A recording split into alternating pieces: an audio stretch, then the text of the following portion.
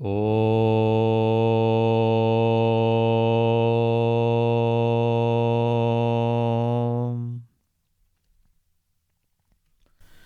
Namaste to all. We are continuing this series, Leadership Lessons from Rama. This is the second part, and we are going to continue this conversation, this discussion, analysis for the next couple more weeks. A quick synopsis of what we did last week and why we are doing this series. In the morning, I had this opportunity to give the same talk in Tamil. And as usual, someone who came towards the end of the talk had no context. And they said, what is the practicality of all this? The entire focus is about practicality. So let me start with the preface that this is all about the practical application of the wisdom that is in our Shastras. So we are just trying to understand this journey, and that's what we are doing.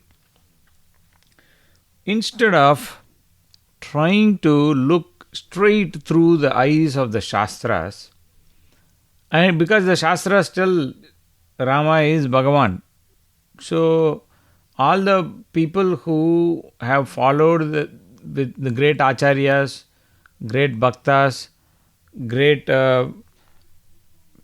people who scholars, they all have given an insight of the greatness of Rama, and we may not even be in a position to grasp all that. So immediately our reaction is, okay, Rama is Bhagavan, and somewhere put him very high in the pedestal, and we put him so far away because we can't develop those qualities. So that seems to be the trend.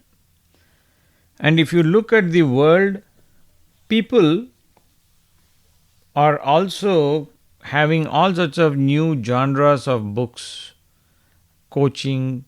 If you really look, even in Clubhouse, there are many groups that do self-help groups, that sort of thing. And many of these guys, the people who wrote this book Secret and things like that, they take all this wisdom, repackage it, and make money out of it. Then there are people who compile a lot of things that are already pre-compiled, like John Maxwell, and they make a living out of it by talking on leadership. Nothing wrong. But what we are trying to do is, these folks compile lists of qualities, and they tell that anybody can develop these qualities, and if you can also develop those qualities, you will also become a leader. That is the premise. So we took this list of characters and applied it and looked at Rama and Ramayana. And what we found is that not only in every quality, what we call as leadership quality, Rama is excelling, but also much more than that. So now, instead of looking Rama as an avatara, we look Rama as a great human being.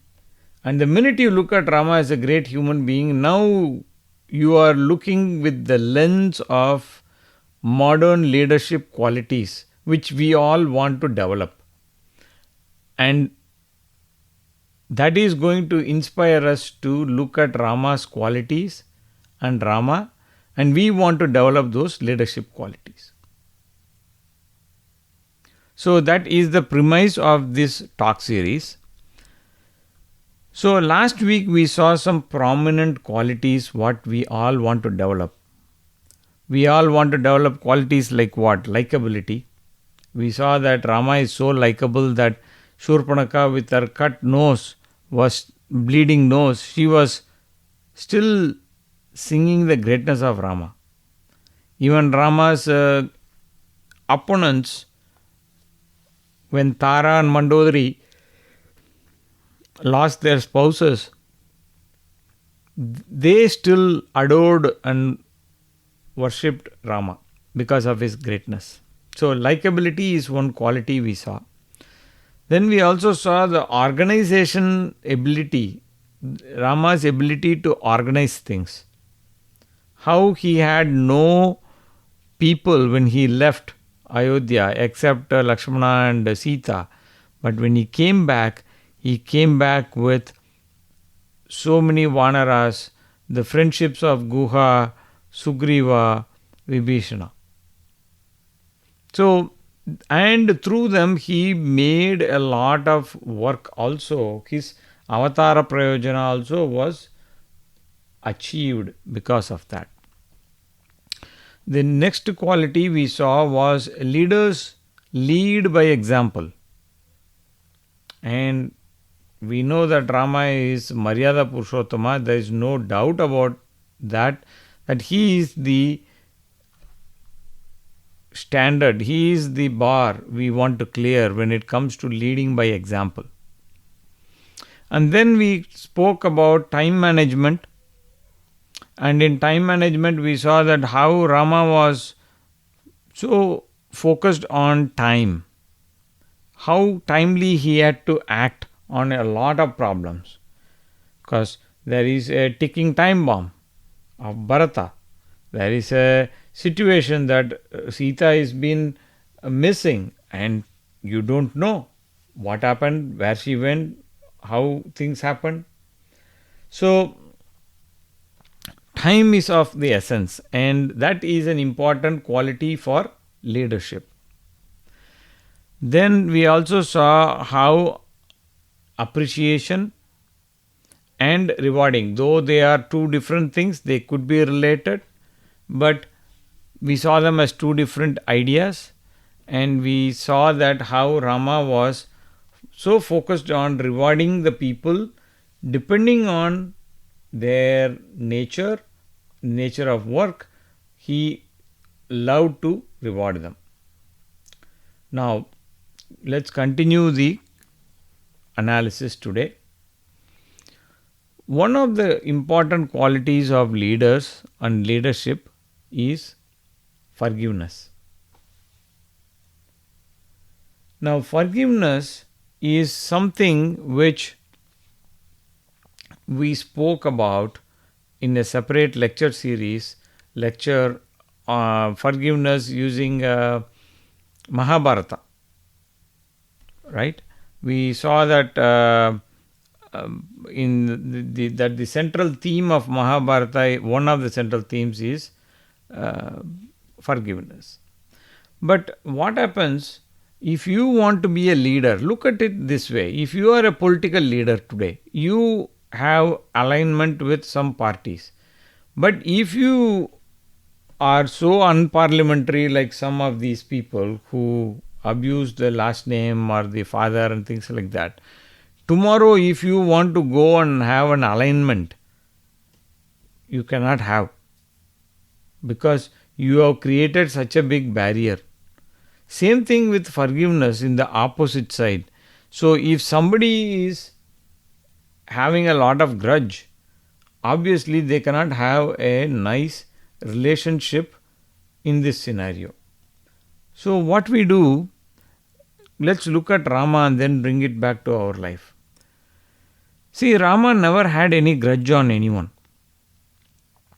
So when Vali was killed and he was talking all bad things about Rama, Rama said,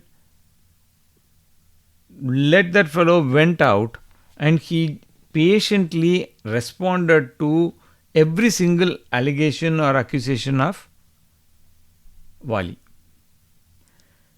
Same way when Sugriva said, I will collect the army and we will get ready after I get the throne.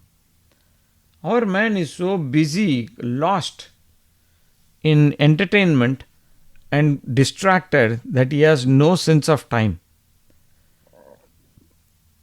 But Rama is able to forgive him. Because remember, Rama is a stickler for time also, because everything has to happen according to the clock. You can't control everything, and nature has its own course, right? Same way, Rama never looked at the birth of Vibhishana, that he is the brother of Ravana, as a negative and hold it against him and say, like, hey, that's not going to happen. He says, even if Ravana came, he would have treated with the same respect, given him the same dignity. And so, what is the practical lesson for you and me? Don't hold any grudge against anyone. If some situation is there now, remember in that forgiveness lecture, we already looked at all that great insights about different dimensions of forgiveness. We don't have the time to just go in and do a redo of what we discussed. In that Mahabharata lecture, we saw how important forgiveness is, what are the different aspects to it, are we supposed to tolerate somebody abusing us? All those questions were answered. So you can go to the namesake Sanatanam Arivom YouTube channel and you could get more information. Now, here we are talking about how forgiveness is an important leadership quality. And if you don't have a magnanimous heart, you don't have a open heart, you will not be able to hold, forget about followers, you will not be even able to hold yourself. So the question here is,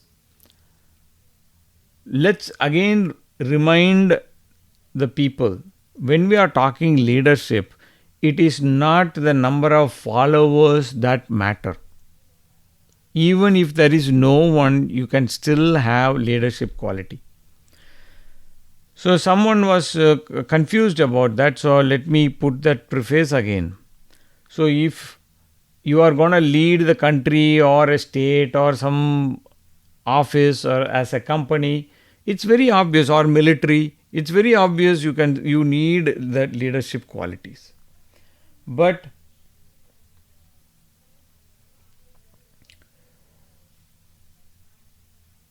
Atmaji, there are some idiots who are wanting to junk in the room chat. Can you please keep an eye on that and delete those characters, and if need be, throw them out as well? Thank you. Anyway, he has already gone. I have deleted it, but I'm just saying, keep an eye on that. Morning also the same characters, similar characters happen. So we are talking now. Here is a good example. Do we forgive these characters? Well, we are not chasing them and reporting them or anything like that, but we want to keep a safe environment for everyone to have this lecture. So what we need to do is basically not give up on what you are doing. We are going to see one of the next few qualities. We are not taking refuge in forgiveness unless you have the courage to follow dharma. We are going to look at that. Now, forgiveness also, what happens, will help you in an office environment today. If you are there, it will help you to overlook the small misunderstandings, and you are going to have that sort of easy environment where you can work with others. Also, if you are alone, then also leadership qualities are important. Now, if you have a family, you are leading the family. Not necessarily you are the head of the family. Even if you are the lady of the house, you are still leading the family. Because you are the last hope of dharma in that house. The guy is not the abode of dharma. It's the woman who is the abode of dharma. The guy has to follow. So if he doesn't follow, it's the lady who brings him back on track. So it comes with responsibility. But again, here the question is, if you are a single person, single guy, single girl, who are you leading? You are leading your senses, you are leading your buddhi, and you are leading your manas. So there is still a lot of leadership left for you to do. The next quality we are going to look at is being loyal. Now, if you look at our fathers, grandfathers' time, they went to a company, they worked there 30, 40 years, retired from there. That kind of loyalty is there. Today, neither the company is loyal nor are you loyal. So if somebody says, I am married to this girl for 10 years, 20 years, they are uncorking champagne already, because that itself is like a rarity. So what happens, loyalty is a very important. Now loyalty goes both ways. Now for the leader, what is he loyal to? Is it the personality or the principles? You as a leader should be following principles, dharma. You are loyal to dharma. You are not loyal to, you need not be loyal to personalities. Like there is one fake last name family in our country. Just because grandfather was prime minister, the grandmother was, great grandfather was prime minister, grandmother was prime minister, they think that it ought to be given to them. People owe it to him, that person, that there is no such thing. So when we are talking about loyalty, what we are talking is not the buttering up of the boss, or brown nosing somebody, or curry favoring somebody. That's not what we are talking. We are talking about, are you committed to principles? Now, what is the example we need to see? Now, we are looking at all leadership in reference to Rama, right? So, let's look at Rama. If somebody were today what do? Husband wife joke, and they don't care. They have become so immune that they are sharing each other in WhatsApp group, in common WhatsApp group, and they are openly complaining to each other. But that is not that's not culture, right? That doesn't reflect on our culture. So if Rama, when Sita was gone without any proof, he had only 10 more months, he could have just found his way back into, it would have taken him 10 months to go back to from Panchavati to Ayodhya. He could have gone back, married somebody. He said like, hey, you know what, Sita is gone, maybe find another girl and be married. His own father was married to 3 people, right? So it was not like uncommon or something like that. So the people would have said like, poor Sita, I know she tried, and they would have been quiet too. But that is not Rama's way. So when Sita was not there, he turned every single stone that was in front of him to figure out. He goes out of the way, getting a tip from Kabanda, who was ready to kill Rama and Lakshmana. He gets a tip from him and goes all the way in search of a guy who is hiding in a cave. This fellow is not even that strong. But Kabanda told he is a dharmic person. So, for searching a dharmic person, he goes through all the odds, and then eventually he helps him first. Imagine, you are the one who is wanting the help. But here is the Rama trying to help somebody else first. Look at that. Then do you think Sugriva will be loyal to Rama?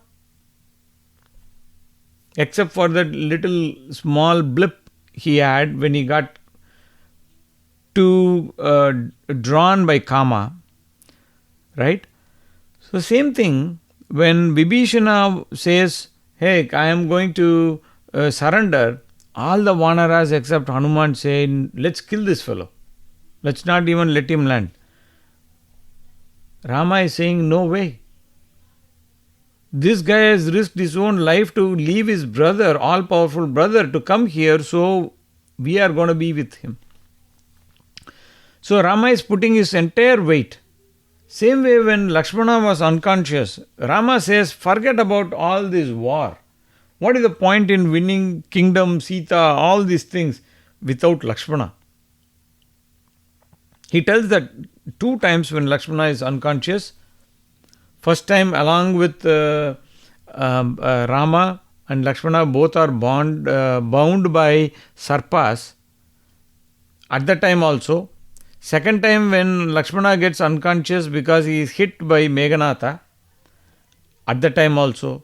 Rama says, forget the war. Without Lakshmana, this war is not going anywhere. Forget about the mission of the avatara purpose itself. Forget it. Look at the loyalty of course, Hanuman Express went and brought medicine that was required. He was the 108 number back then, and he is the 108 number today also. Right? You want to think of health and getting over all the problems, just think of Hanuman. And wherever Hanuman is, Rama is just right behind him. Right? So, loyalty is an important thing. But again, loyal to what? That is the question. At any cost, don't give up the loyalty to dharma or principles, values. And that, if you are going to be committed to the principles, guess what is going to happen? Guess what is going to happen? That is an important step in building a team. If you want to build a team and you want to build a proper society, societal values and structures, let's say that today's value system, what some of the folks are teaching in India, some of these feminazis and all these woke people and these idiots who are teaching the idea that you don't have to be having fidelity in husband-wife relationship. Husband can go and have an open relationship with somebody, wife can do that. Now, if you are having such a scenario where loyalty has no value, do you think there will be a sound family structure? Loyalty, again, in current context, we misunderstand that we blindly follow this personality and say like whatever that fellow says is right because he is my leader. Loyalty is only for principles, never for personalities. So if your favorite politician is doing mistake, have the backbone to go and ask them and say this is wrong. But what most people do is, who is not having flaw? So your guy has 20 flaws, this guy has got 4 flaws. So I will accept. We compromise like that. But if you are a guy who is stuck to values and dharma, you will find loyalty to principles is a totally different dimension. And that kind of leadership, like say for example, if the ruling party is committed to the nation, they are going to be looking for opportunities to make the nation great. Unlike one of the parties that was there that claimed to be the oldest party in India, sold the printing press of our rupee notes to Pakistan, which had a thriving black currency market. That was hurting India, which was one of the reasons why the currency notes had to be withdrawn in a sudden manner. So look at the loyalty. Look at the loyalty of some of the leadership we have, that there are some parties in India that call themselves the XYZ party of some red color shirt party, They call themselves the XYZ party of India because they think this is like McDonald's franchise of India. Their loyalty is to the ideology to some other country outside beyond the Himalayas. So Loyalty is always for higher ideals, and that is something we should not forget. So we have looked at another quality of leadership in our life we need to have is loyalty. Then the next leadership quality is vision. A vision is something very critical. Only the leader can cast a vision. When you cast a vision, you don't have to say, take for example, of all the different people, different people, the person may have a lot of flaws. Like John F. Kennedy, he said, hey, at that time, Soviet Union was way ahead in the space race, way ahead, and US was lagging behind by leaps and bounds, and they couldn't even launch a rocket properly. So he cast a vision that in one decade, that is 10 years, we will send a man to the moon and we will bring him back. They didn't even have rockets at that time too. So today we have a prime minister who says we are going to have $5 trillion in the next couple of years. By 2030, the exports from the country will hit at least to 2 trillion. Now that is a vision. You cast the vision and you expand. That's the role of a leader. Now, the role of the second tier, third tier leaders is to take that and say, hey, what are the problems? How do I fix it? Those are management skills, administration skills. But as a leader, you also have to time cast a vision. Last week I was there with in the Hindu University of America. They have a university. So I was one of the invitees. So I went there to just spend some time and learn about them. It was more like a learning exercise for me. And there, the university is only 4 years old. And they have got only $6.5 million only in the last 4 years.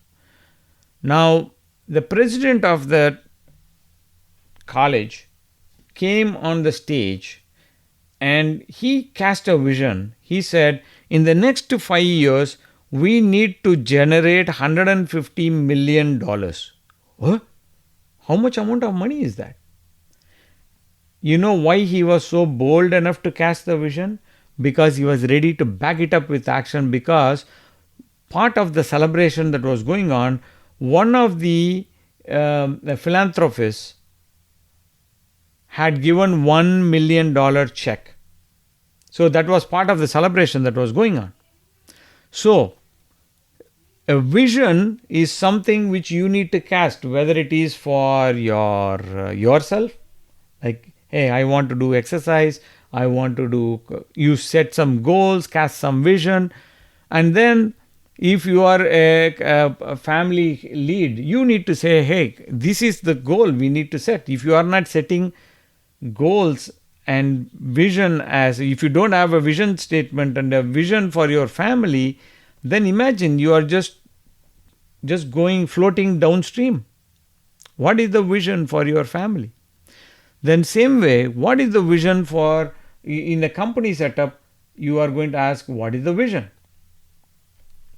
So leadership always is about vision. Now, don't confuse when you are talking about vision, another aspect of leadership, that is administration or organization or problem solving, those sort of things. But in this level, we are talking now, did Rama cast a vision? Think about it. For people who have studied Valmiki Ramayana, immediately you will realize Rama's vision was cast even before he took the reins in Ayodhya Kanda itself. In Ayodhya Kanda, people are coming and telling Dasharatha, please vacate. Please vacate the seat quickly, because Rama is coming. Rama Rajya is coming.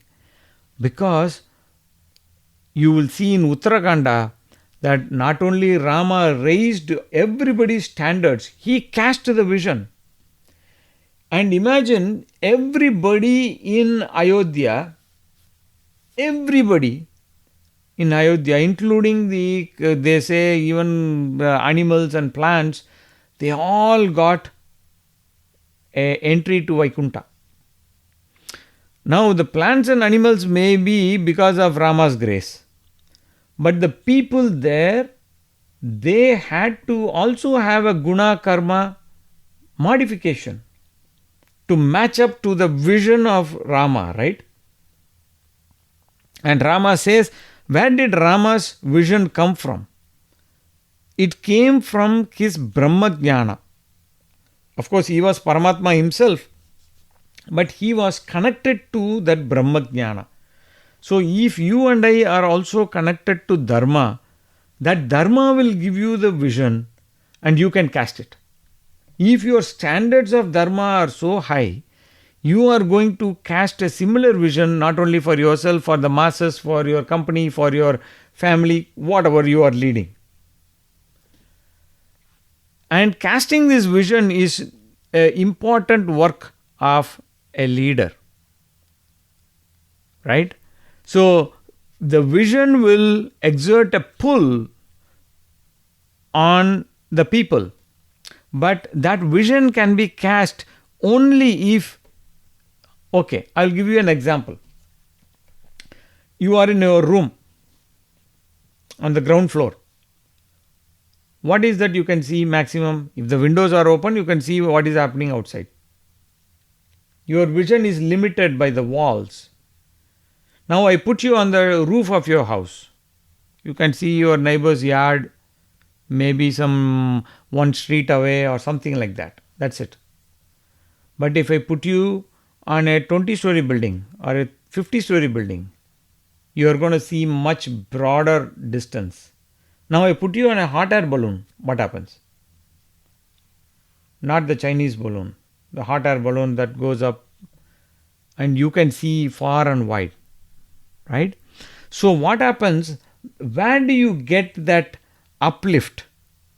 Because you are following Dharma, you get the uplift. And because you get the uplift, your vision also becomes refined, more clearer. You have foresight in your vision. And that you are passing it along to others because that is your role of your leader. Right? Have you seen meerkats in National Geographic or Discovery Channel? It's a very interesting, it looks like a small mongoose-like creature. It lives in Africa. So it keeps standing like with its two hands bent and on its tippy toes. And there are a couple of scouts. They keep looking at all directions. And their strength is in numbers.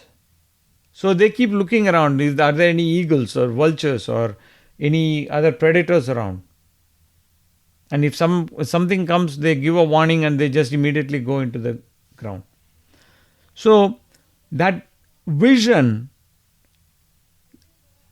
acts as the alerting system, as the warning system, because I as a follower don't know what is the value of following Dharma to that level.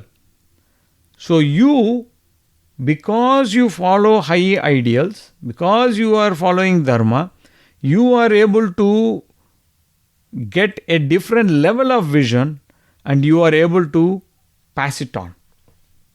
For example, take Martin Luther King. For a couple of 100 years, one of the darkest things in US history is the slave trade. Nobody will want to talk about it. The slavery, they'll just, next time America acts arrogantly, just tell them why till 1960s they had slavery. Develop a backbone and ask them. When they talk about human rights in other countries, you talk them back about the human rights back in the US. Right? Now, the thing is that you look at Martin Luther King. What did he do? He gave a speech. He gave lots of speeches. But this speech was a big one. He says, I have a dream.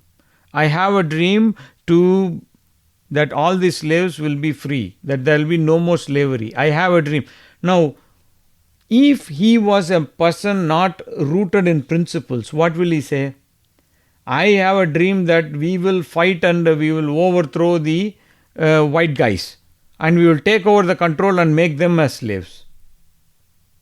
Then what would have happened? Lot more bloodshed and violence would have happened. But because he was a person who was rooted in some principles, I'm not saying he is a perfect guy. Again, note the point here. When you give examples of all these characters, you can only give one person for that, because you can't give that person another example. You can't give Martin Luther King example of loyalty or like forgiveness or something else. You have to look for different. But if you look at Rama, you get all qualities, only one person. Ain't it great? So that is the reason why we took this exercise of studying the leadership qualities what we need to develop. Now, when you develop a similar vision, what does that imply? That means your standards of following dharma is high. Otherwise, you will not even have a proper vision. Your vision will be coming from a desire, not from dharma. Right? If you say, I want freedom, I want this and that is every individual's point of view. But when you say that, hey, I see everybody is going to be living together happily ever after, blah, blah, blah, then what happens? You are talking from a different dimension. Okay. Now, let's look at the next quality, leadership quality. We are discussing the different leadership qualities here. The next leadership quality we are going to look up is networking, or building relationships, or having that interconnectedness. We already saw that. What was number one thing Rama was fond of? If you look at entire Ramayana, if Rama didn't have to do the job of hunting, finding Rakshasas and kill them and things like that, he had only one favorite. He wants to spend time with satsanga, more with rishis, sadhus. That is all he wants to do.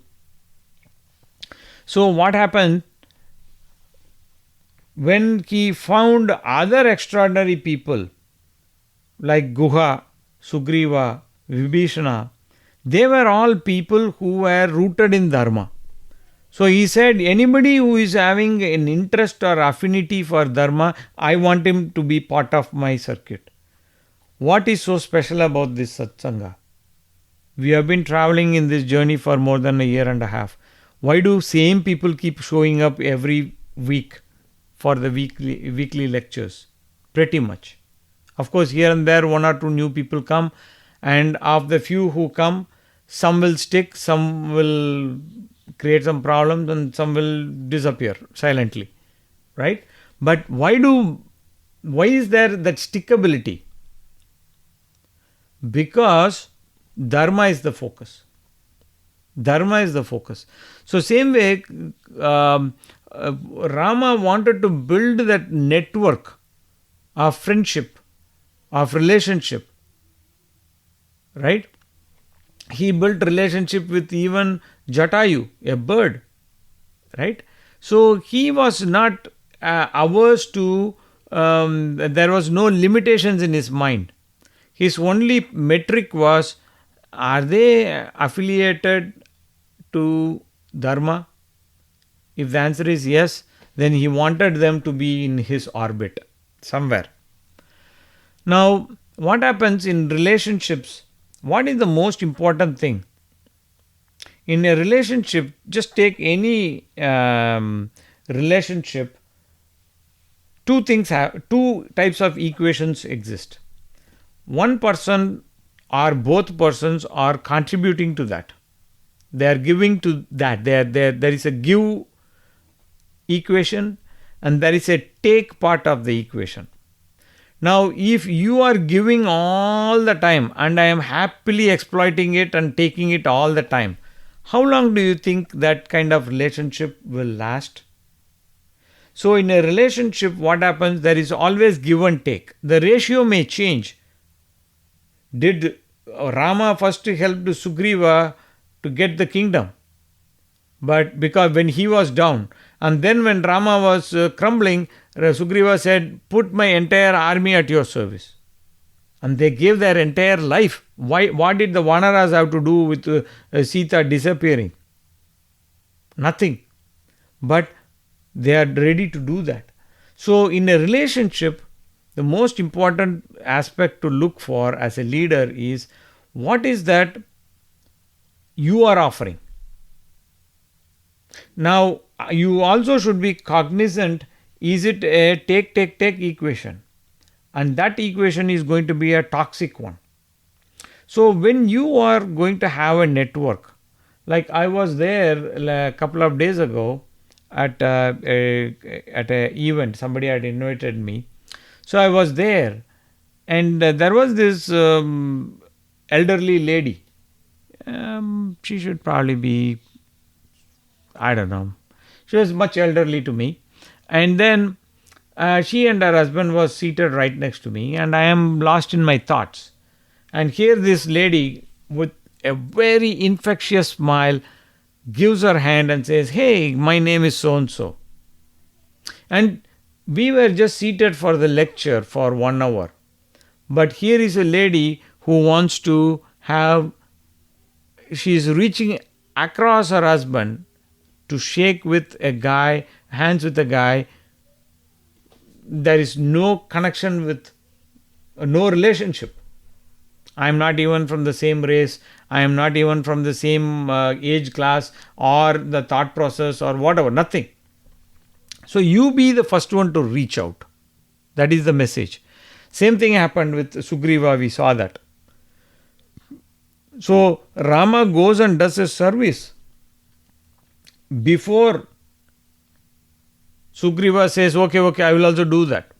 Same way, he first gave the protection to Vibhishana and even crowned him the Raja. He crowned him the king of Lanka even before he put his foot on Lanka. So, two things we need to understand. Relationships can come in different forms. We may contribute different things to different people in different levels. Our situation may be that we may not be able to give all the time. We may be able to take also. So when you take from an equation, be careful that you are taking it as a debt. So always have that feeling that you want to put something back into the equation so that the equation is vibrant. Now here is the tricky part. Let's say that husband, wife, that is the foundational unit in the society. What should be the number one thing that the family unit should be resting on? A lot of people told me it is love, it is emotions, that all those things. But what Sanatana Dharma says, the foundation of a husband-wife relationship is dharma. That is why she is called Dharma Patni, Sahadharmani, Sahadharmacharini. All these beautiful names are there. So, both of them are supposed to be committed to dharma. Now, in a relationship, again, the reason why I brought this is, in relationship networking, relationship building, what is the most important thing we need to look at? Not personalities, principles, values, dharma. Right? So, the most important thing what we need to keep is the standards of dharma. Let's say that your I have a friend, and one day I catch him stealing in a store or something like that. I don't care what excuse he gives. First of all, I need to not only stop that or prevent him. If I can't do that, what should I do? I should seriously evaluate the nature of relationship with that character. But today, what happens if a friend is in such a scenario? We not only promote him and we say, how much cut can I get? No, I'm not saying that you are doing that. Don't misunderstand. There was one character um, that came in the morning. So he started. This was a Dumil, and many of you know who your Dumil is, and he is also from Dumil Nadu only. And he started triggering a debate which I was not keen on having it. And the idea was, when people keep asking these kind of relationship questions, they want to always come to the crux of it. They want to say, hey, why you did this, why you did that. It's not about why you and me doing that. We will come to the keep that in the back corner, that applying dharma is standards is at the essence of friendship. When you are looking at friendship, let's quickly jump to Mahabharata. You might have heard this many times. People say, who are good friends? You give example of Krishna and Arjuna, Krishna and Uddhava, Krishna and Sudama. Hey, what about Duryodhana and Karna? Yes, they were hanging around with each other, but both were triggering each other to destruction. Is that what a good friend wants? Karna gave false hope to Duryodhana, knowing pretty well that there is no way that he could win when Krishna is around. He knew that. Despite that, he was egging him to do that. So, relationships, all relationships, if you are going to be a leader, if you are going to lead anything, make your relationships genuine. Have your relationships genuine. Okay? And let them be rooted in principles. The most important thing is like when, say, for example, these relationships are not bound by a certain geography or anything. When Rama left Guha, when he went back, he called him for the ceremony. When Rama defeated Ravana, Vibhishana and the entire Vanara gang, they came to Ayodhya. Right? So, being the first one, don't have prejudice. This is the biggest problem for all of us, including me. Not to have the past of that other person in mind. And it's an upward struggle. Many times we can train ourselves, but sometimes we may slip. So when you slip, don't beat yourself up, get up. Be the first person to extend the warmth of your friendship. Don't prejudge. Don't be judgmental. Don't be judgmental, this person looks like this or speaks like this, is funny or whatever. Pretty much all the people here are excellent already. Nobody judged me. They didn't say that, hey, you are making so many, this mistake, that mistake, this. Okay, whatever I can get from this equation, satsanga, I will take it.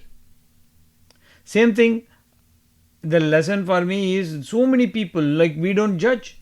I'll give you an example.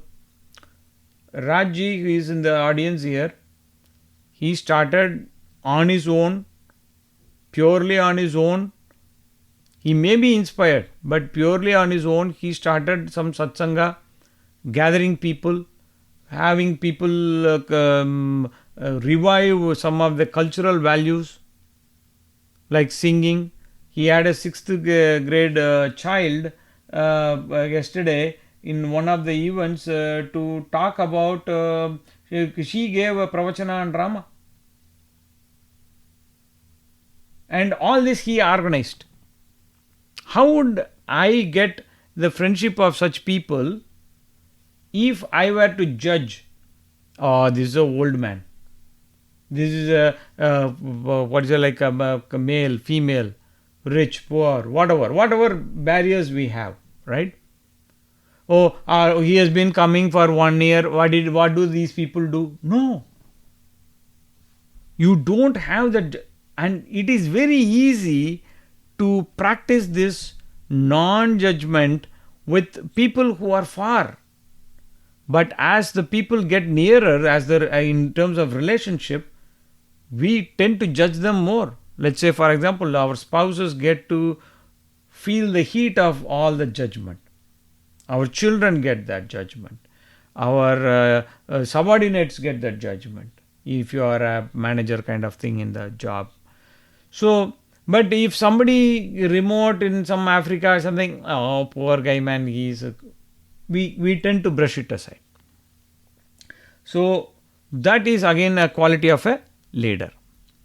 Now, another quality of a leader is having a sense of humor. Now, sense of humor doesn't mean that you are cutting some crass jokes or poor jokes or things like that. It's a happy attitude. It's not playing pranks on others and say, hey, April Fools, and you become the fool. It is not to do things like that. What you are trying to do here is have a hang loose attitude. Don't take everything like so serious and intense that like you have such a long face, that you are always. So let's look at Rama, what he did.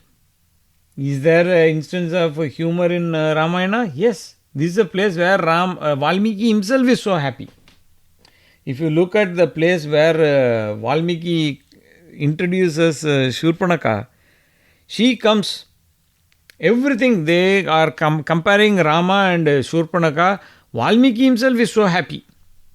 The contrast itself runs several lines because he is so, Rama's curly, beautiful black hair and hers is like coppery red tamra varna, right? I don't know if she applied henna or it was because of old age. I don't know what her situation is. I don't want to know too much about Surpanaka. But anyway, and here is Rama slender waisted, and here is this lady who is having like a pot belly, very ugly, and so on and so forth. Now, it's not Valmiki's humor, Rama's humor. She changes her form and she comes straight to Rama and says, who are you? Rama says, we will see that in a minute. What is the next situation? We'll pass that part. We will come back to that in a second. And then what happened?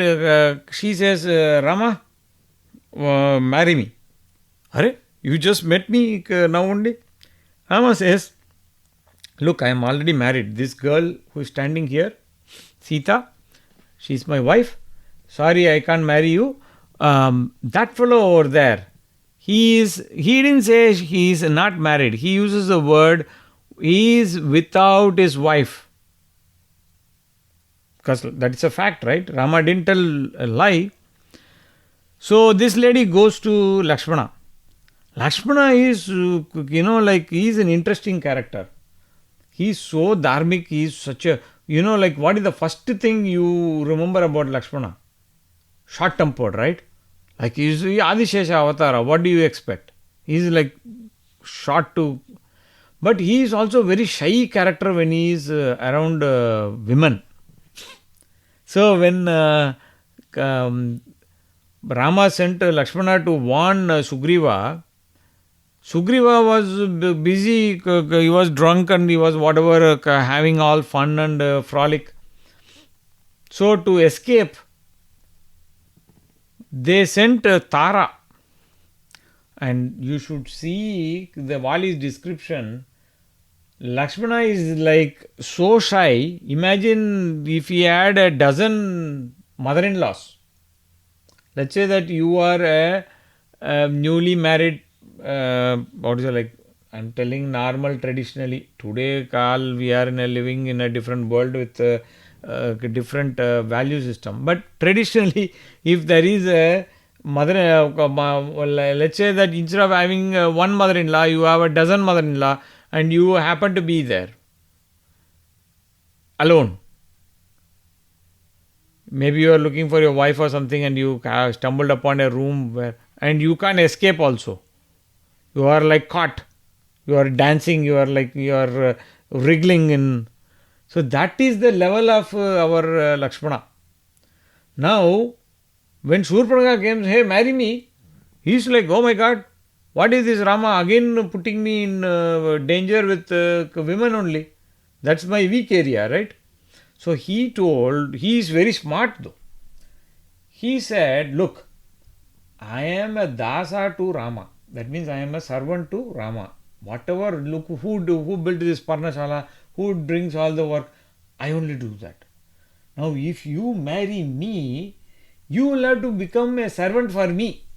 Look at your position from where you are, and you are saying you have powerful brothers, and now look at your situation. Society change, your situation change. Do you want that? Now you have to remember Shurpanakha very tamas filled brain. She immediately goes back to Rama. She says, Rama, that fellow won't marry me, so you marry me. Look at this joke. Okay? And then she, in her tamas, she said, like, see, this is another lesson. Don't play jokes on tamasic people. They can't tolerate it. They will create you problems. So what happened? She went and turned back on Rama, and she wanted to go and destroy Sita because she considered her as the root of all her problems, and she was driven by lust. Anyway, leadership. If you see, say like a general body meeting or like a major conferences where there are like 15-20,000 people, or if you are like a speaker in that sort of kind of influential scenario, they will tell, there was one lady from Andhra Pradesh who created such a big problem in the parliament. She won't let parliament run properly. So Modi ji didn't say anything. He said, there is one character in Ramayana. That's all he said. People immediately connected all the dots because that lady's cackle was like that, her face was like that, her behavior was like that. He didn't have to say. Now that I would say is sense of humor. Right? So don't now sense of humor doesn't mean like, okay, your husband, you and your family are seated, now you go and hunt on internet and tell some poor jokes. That is not what it is. Humor means that can you take a lighter moment, can you sponsor a lighter moment, can you be part of a lighter moment, right? Can people enjoy and hang loose around you, right? So humor is a very powerful tool. Like it's a vehicle. If you want to inject some serious message, put it inside a humor and you tell. Now, you have to understand, you cannot be demeaning to the other person. You can't say like, I want to tell a joke like, look, how ugly you are. No, the other person may be ugly, but that's not the place and how you tell. You can't call that hurting other person as humor. Now, related to the same event, let's also look at another important quality, what leadership is all about: honesty and straightforwardness. Now, there is this certain leader with a fake last name. The entire family only keeps fake last name. That is the speciality of that family. And this fake last name family, that guy went and told the government is stealing money with buying planes, a certain type of planes which were imported into the country, and he spread around some lies.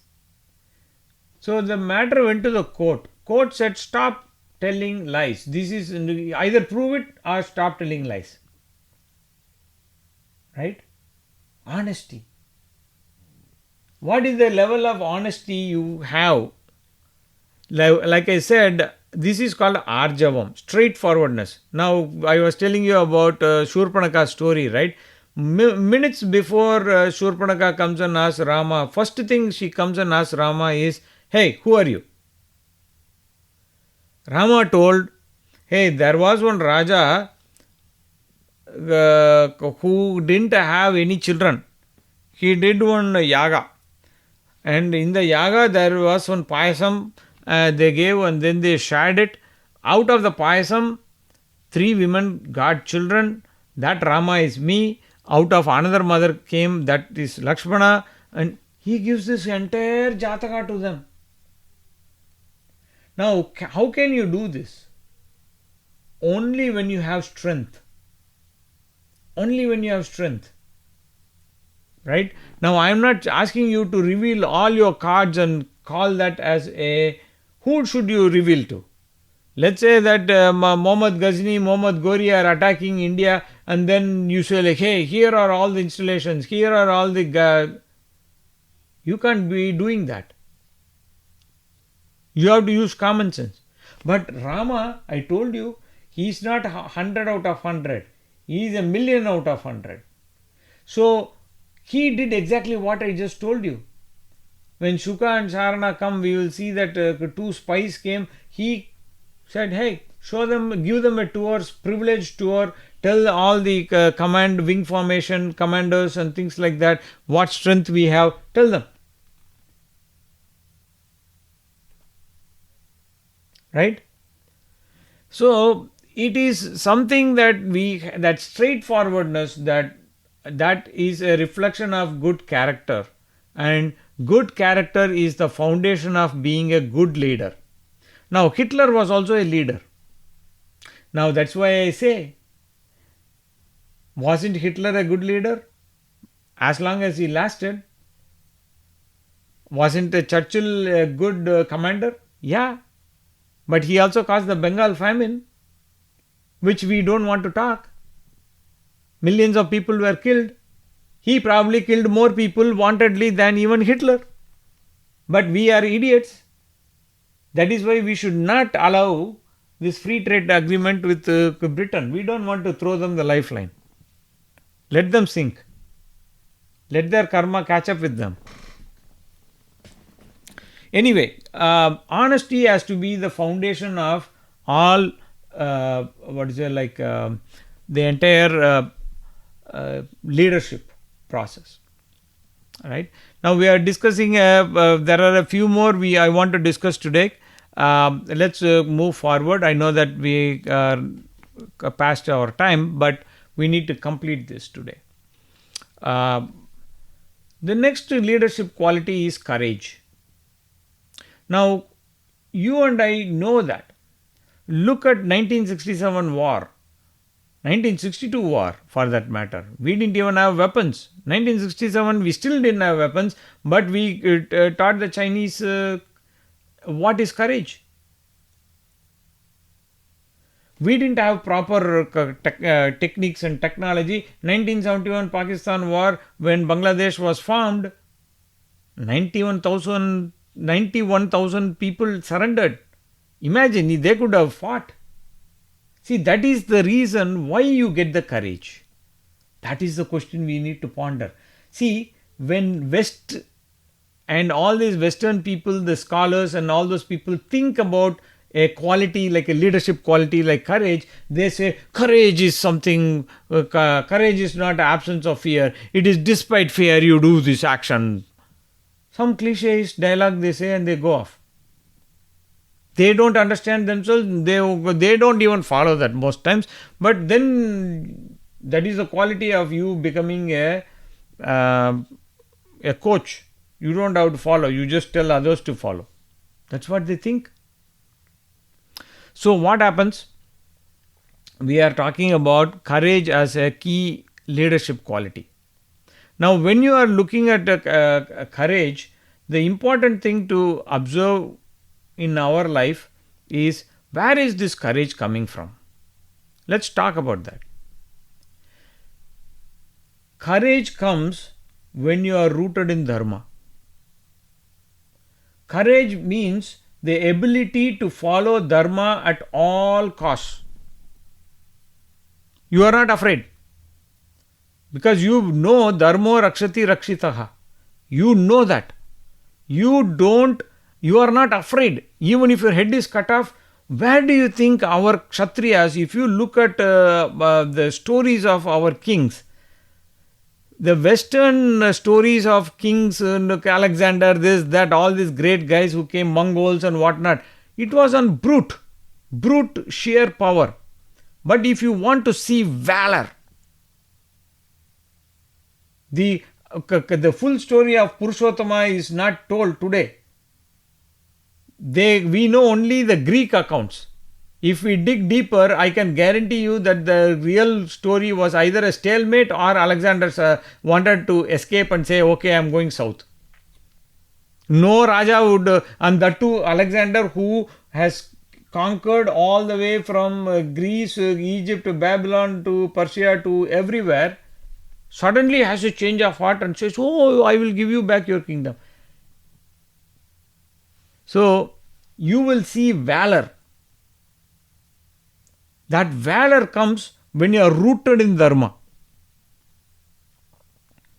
So, when you have that stickability to follow principles and high ideals, no matter what, that is called as courage. And if you take this as a leadership quality, look at your own life. When problems come, do you tuck your tail and run? When challenges are faced, are you saying that, oh, I got these problems, man? Are you whining? Or are you saying, come on, what is this problem? I can take even bigger challenges. Send it my way. Right? Where do you get that courage? By understanding those principles, values.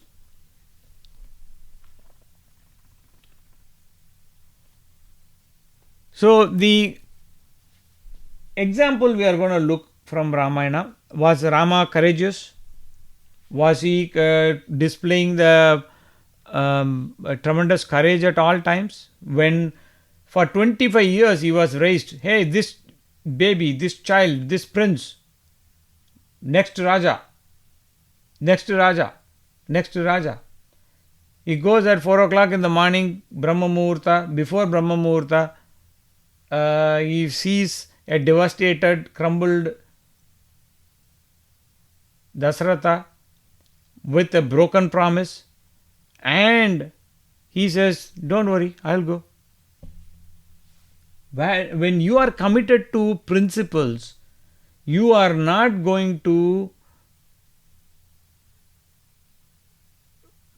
find a lack of courage. You will have that energy, that vigor, you will get it. Same thing, we find two instances where Rama was always alert, but two sets of people made a surprise attack. One was Virada and the other one was Kavanda. One time with Sita, one time without Sita. Right? Though it was not Rama who dropped the guard, it was just that these two guys had that lucky chance to take that.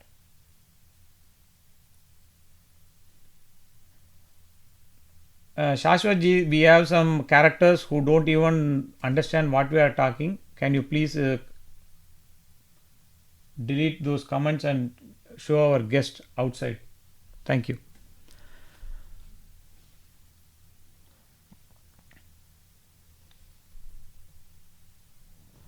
So, we also see when it came to Khara and Dushana. Khara and Dushana, Rama was like, he wanted to instill confidence in Sita. So he told Lakshmana to take Sita into a cave and guard her. And then what happened? He took 14,000 Rakshasas. Very powerful. Remember, Khara and Dushana were the extension of Lanka. They were the projection of power in the subcontinent. and they were the strongest outpost. They were the role model for expansion for Ravana. But Rama said, I am going to defeat them. When he defeated them in 1.5 Muhurta, he came back filled with blood and whatnot. That is a small romantic scene. You can go and read Valmiki Ramayana where Sita comes and rewards Rama with an embrace. And then that transfers, that proves Sita of Rama's courage and valor. So for the 10 months she was stuck in Ravana's hideout, she was not afraid. Though her only doubt was, who will give the message to Rama? That's all. She never had doubt that whether Rama will come, whether Rama will defeat, whether Rama was capable of beating this guy. She already knew the capacity of Rama. She saw that. So one of the responsibilities of a person, leader, is to transfer that courage. Not only by following it, we should be courageous, but we should also create an atmosphere of courage. And that atmosphere of courage you will be able to do only if you have it, right? If you don't have it, how will you give it to others? So same way, when there are lots of twists and turns in the Yuddha Kanda.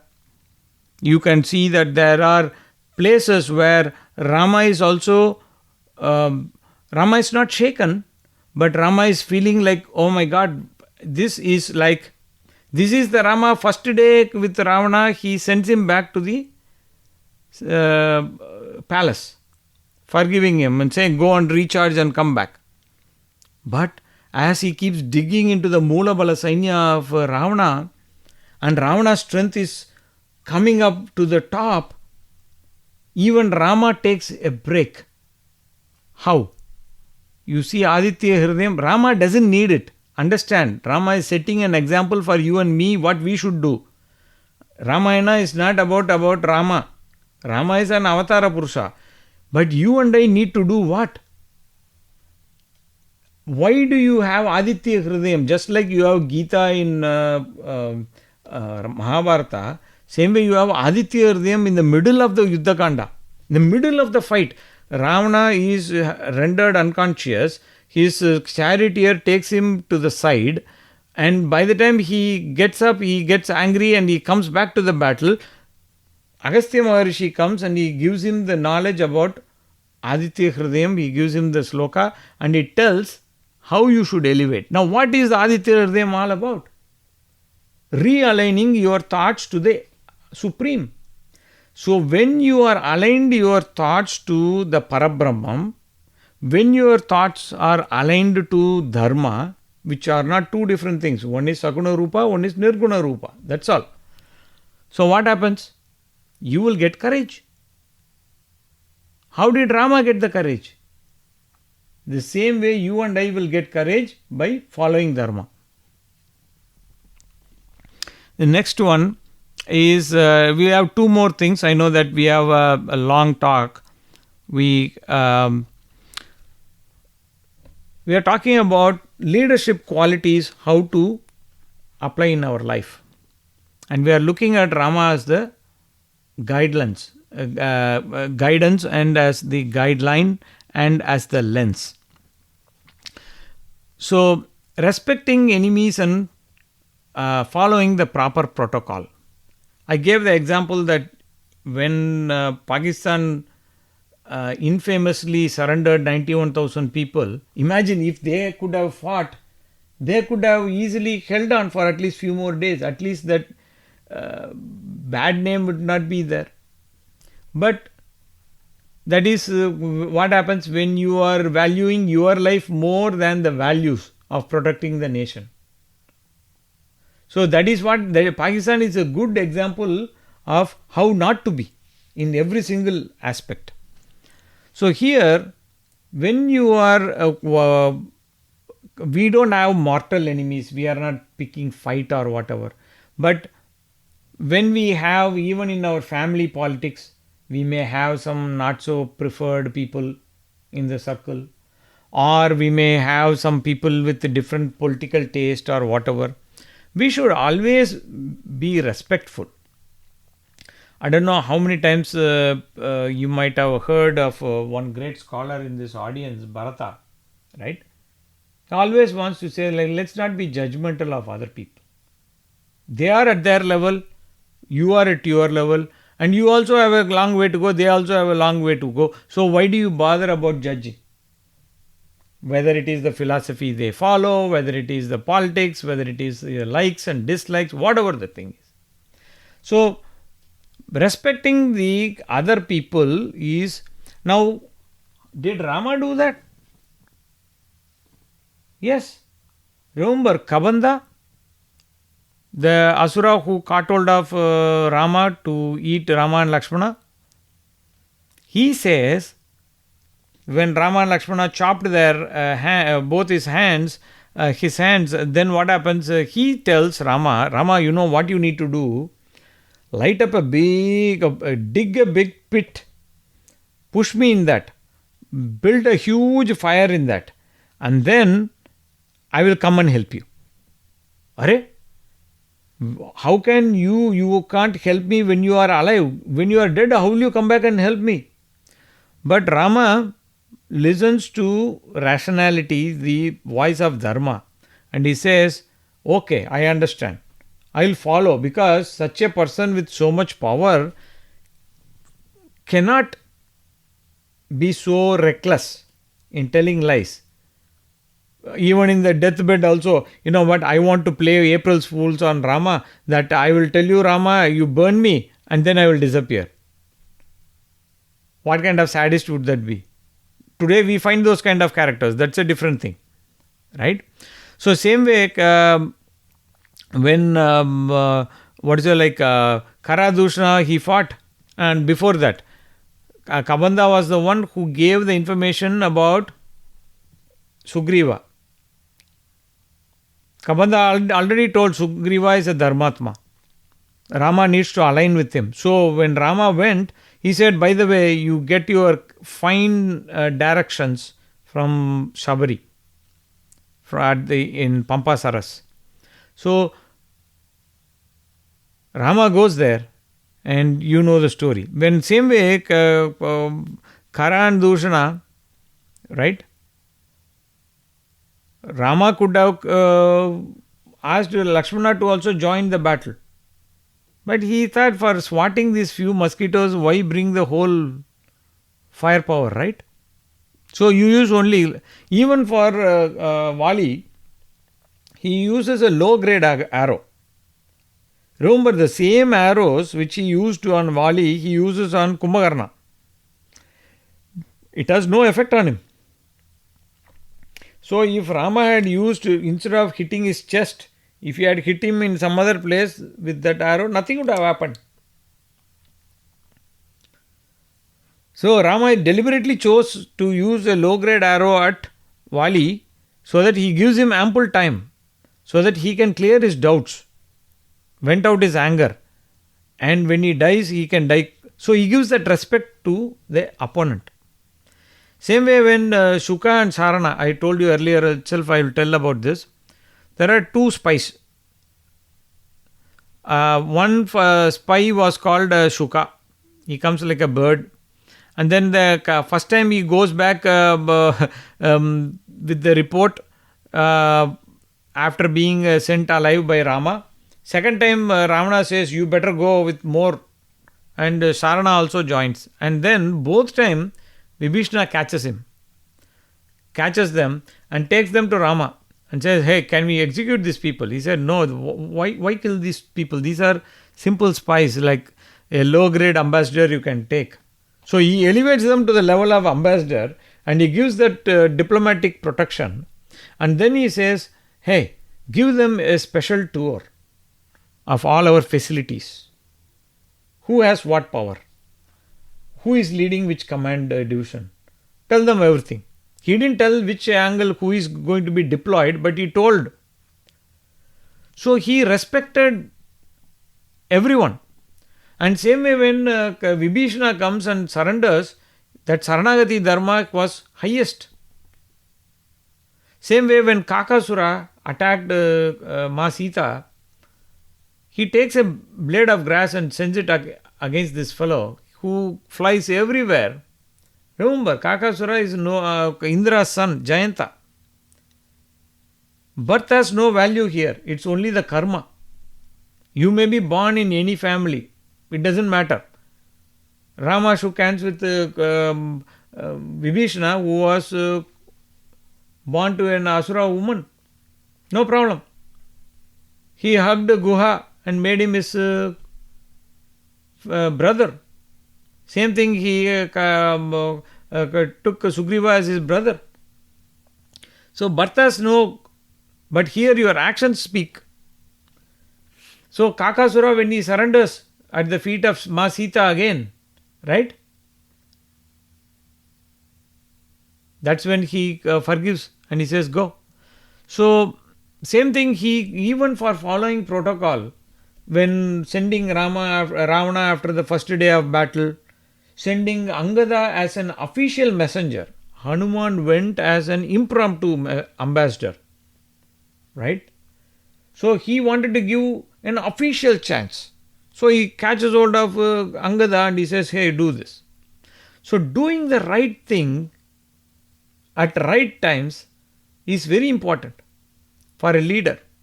So leadership quality, this is a very rare leadership quality, right? Can you appreciate the strength of Xi Jinping? Our India, our opposition party can't even respect the Prime Minister.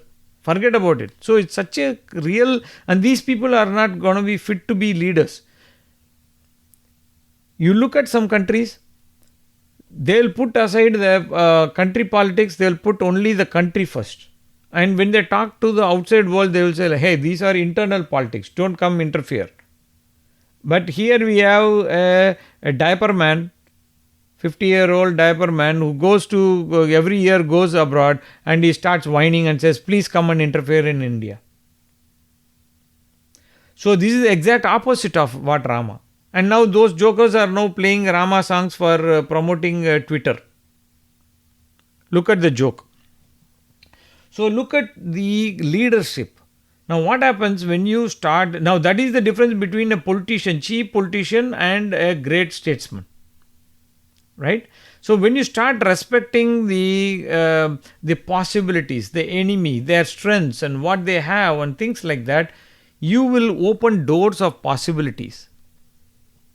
How did Berlin Wall come down crashing? Nobody thought of it, right? Possibilities exist when you approach by respecting the opponent, follow protocols, follow the rules of the land, and things like that. And the last quality we are going to discuss today is selflessness. Now, I don't know if I gave a separate talk on selflessness as a recurring theme in Ramayana. If not, maybe that will feature in one of the weekend talks. But here, the entire idea as a leader, you got to have selflessness. Again, we have so many examples of great selfless people, but hard to skip the current Prime Minister of India and say that man has no, his family is still living same poor, situation. He doesn't take that much, he's working tirelessly, taking only 3-4 hours, not even sleeping more than 4 hours or 3 hours, whatever. So that kind of selflessness, not putting always I, me, myself. There are two paths. Again, it all goes back to again what? Now you guys are going to get bored. Dharma. If I am going to be thinking, if all I am driven by my thought is karma based, how am I going to think? I am going to think I, me, myself.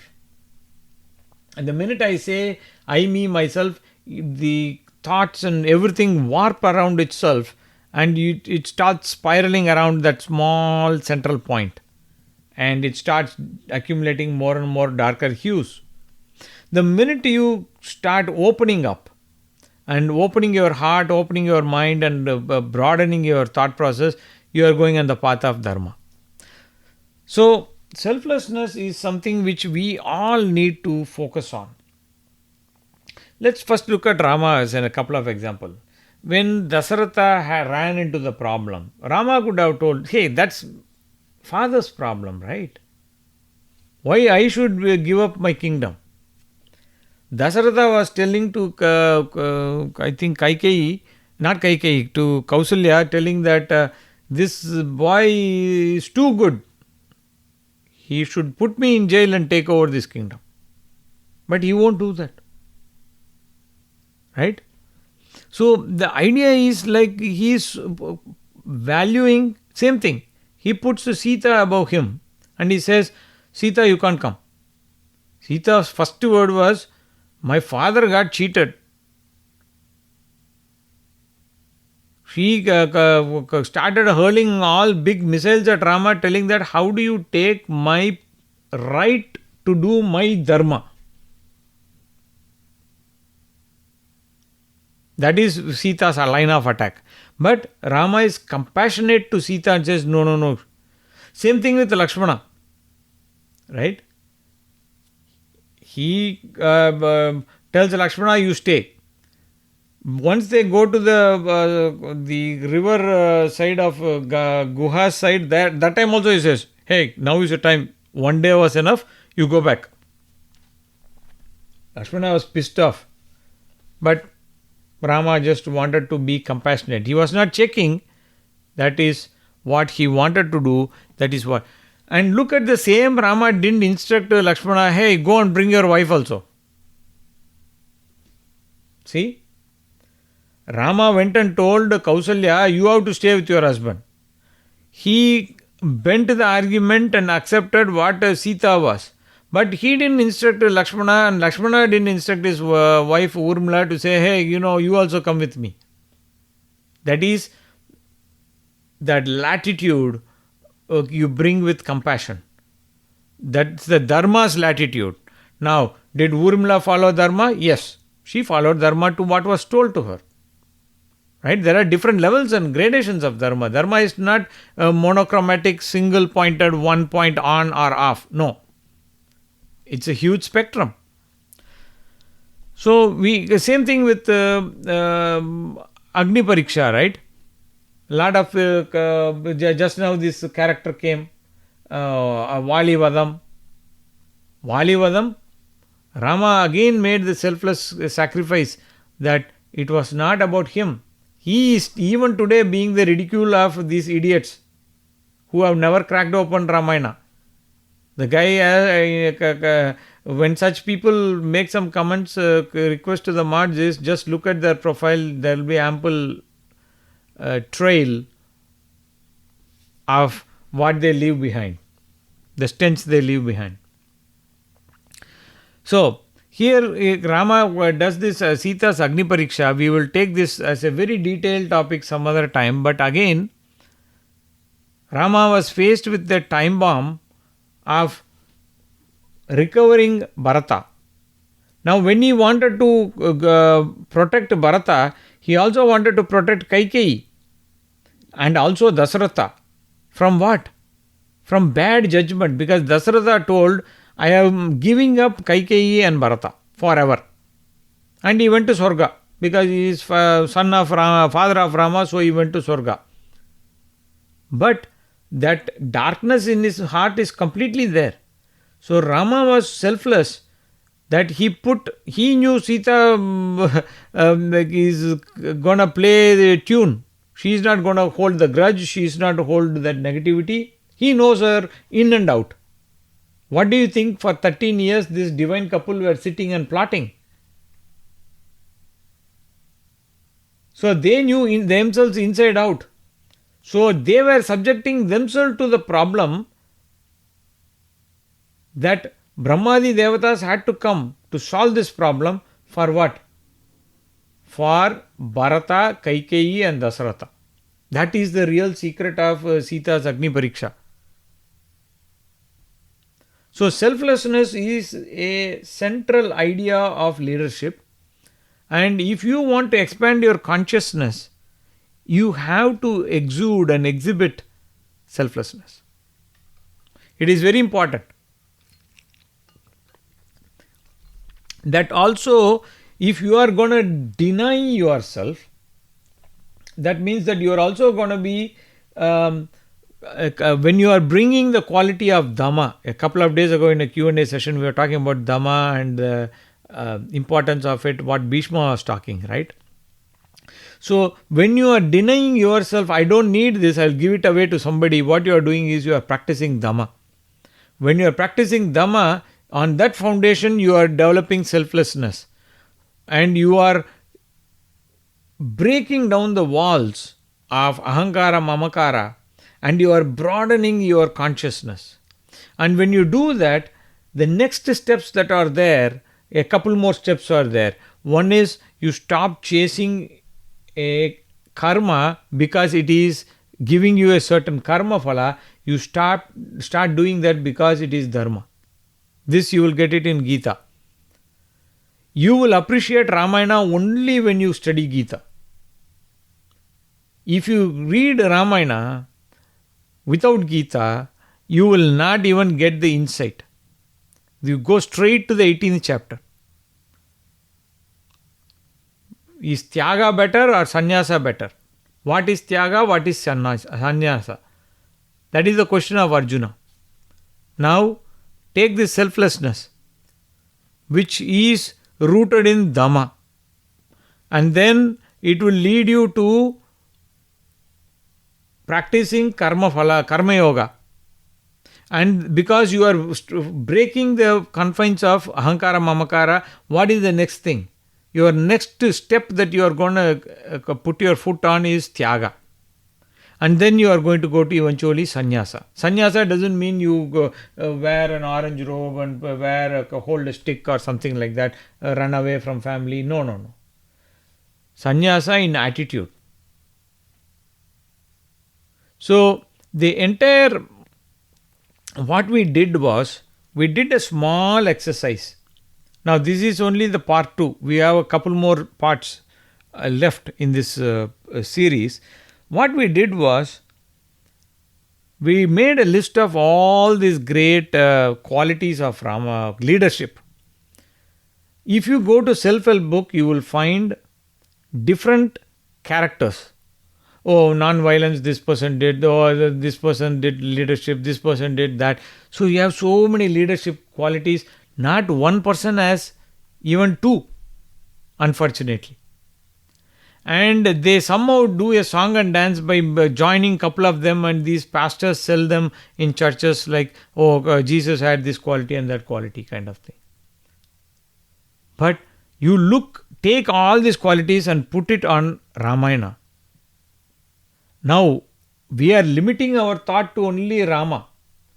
But you can expand it to Krishna Avatara. Hopefully, when I get time, I will expand and do the same thing on, if Krishna's grace is there, I will, blessing is there, obviously it is there. If I realize it, I will do that on Krishna too.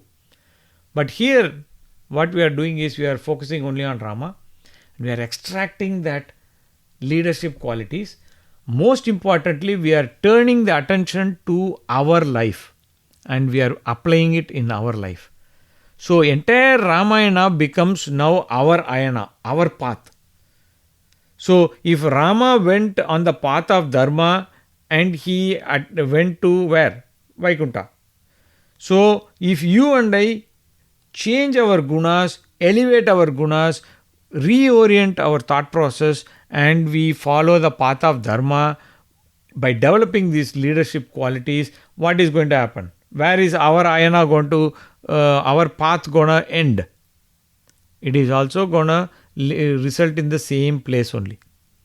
So, let's take 1 minute to remember the lotus feet of Sri Ramachandra, Maryada Purushottama, the perfectness of perfection. And these leadership qualities of Rama will help us to elevate ourselves to such a high level that we will be in a position to touch his feet. Right now we are in underground level.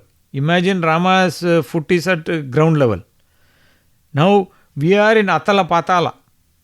From that Patal Loka we want to touch Rama's feet. So these qualities, when we start applying in our life, our gunas change. And then what happens? You will at least come to the level, ground level, you can have Charanasparsha of Rama. May that Charanasparsha Bhagya be available to all of us. May we reorient our mind, our gunas and our karmas to elevate ourselves, be rooted firmly in Dharma. Hope this lecture series will help all of us to think along those directions, and may Bhagavan Rama's grace be always upon us. Jai Shri Ram, Jai Shri Krishna, Har Har Mahadev, Vande Mataram.